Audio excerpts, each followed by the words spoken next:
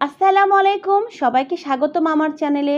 আর আজকে তৈরি করে দেখাবো ঈদ স্পেশাল ডেজার্ট সাবুদানার ম্যাঙ্গো ডেজার্ট। খেতে খুবই অসাধারণ হয়ে থাকে আর দেখতেও কিন্তু খুবই সুন্দর একটা রাজকীয় কালার হয়ে থাকে। আর খুবই হেলদি এই রেসিপিটি তৈরি করতে ঘরে থাকা সামান্য কিছু উপকরণ দিয়ে তৈরি করে নেওয়া যায়। আর খুবই হেলদি হওয়ার কারণে এটা কিন্তু খুব চটজলদিও তৈরি করে নেওয়া যায়। আমি চুলায় একটি ফ্রাই প্যান বসিয়ে এখানে 2 কাপের মতো তরল দুধ নিয়েছি। এবার দুধটাকে খুব ভালো করে জাল দিয়ে নিতে হবে। দুধটা যখন বলক চলে আসবে সে পর্যায়ে দুধের আঁচটাকে কমিয়ে এটাকে জাল করতে থাকতে হবে, যতক্ষণ না পর্যন্ত দুধটা ঘন হয়ে 1 কাপের মতো হচ্ছে। আর মাঝে মধ্যে কিন্তু দুধটাকে নেড়ে দিতে হবে যেন তলানিতে লেগে না যায়। এবার আমি কাস্টার্ড পাউডারের একটা মিশ্রণ তৈরি করে নিব। এজন্য আমি সামান্য পরিমাণ দুধ নিয়েছি আর এখানে আমি হাফ টেবিল চামচের মতো কাস্টার্ড পাউডার নিয়েছি। এটাকে খুব ভালো করে মিশিয়ে নিতে হবে যেন এর ভিতরে কোনো লাম্পস না থাকে। এবার আমি গরম দুধের মধ্যে প্রথমেই দিয়ে দিব 1/4 কাপের মতো চিনি। আর চিনির পরিমাণটা আপনারা চাইলে কম বা বেশি করে নিতে পারেন, কারণ অনেক বেশি মিষ্টি কিন্তু এখানে ভালো লাগে না। আর যেহেতু আমরা এটা আম দিয়ে করব আর আমের মধ্যেও কিন্তু আলাদা একটা মিষ্টি থাকে। এবার এখানে আমি সেই কাস্টার্ড পাউডারের মিশ্রণটাকে দিয়ে দিব, কিন্তু একবারে কিন্তু এখানে দিবেন না, অল্প অল্প করে দিবেন। আর একটা স্প্যাচুলা দিয়ে এই দুধটাকে অনবরত নেড়ে যেতে হবে।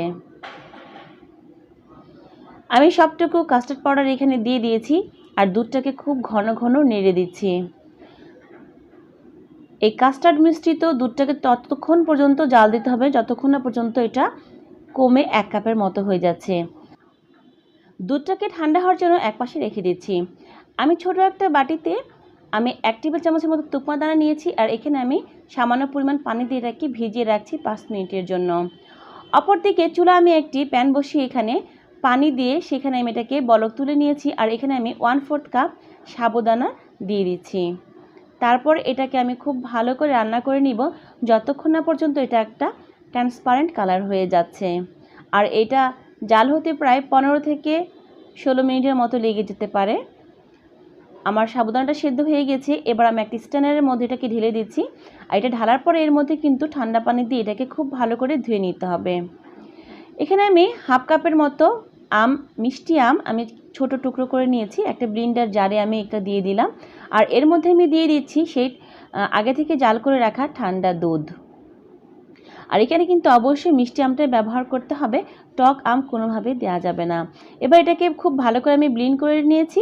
আমি একটা বাটি নিয়েছি, এই বাটির মধ্যে আমি আম মিশ্রিত দুধটাকে ঢেলে দিচ্ছি। আর এখানে দিয়ে দিচ্ছি আগে থেকে সেদ্ধ করে রাখা সাবুদানা এবং তুকমা দানা ভিজিয়ে রেখেছিলাম সেটা।